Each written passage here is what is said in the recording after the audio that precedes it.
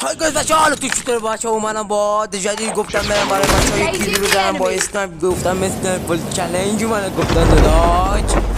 اینجا بچه ها ناموسن اینجا رنگ با گفته بود اومد گفتم من تازه اومدم داداش منو نزن گفتم میخورمه بچه کار نداریم بای بای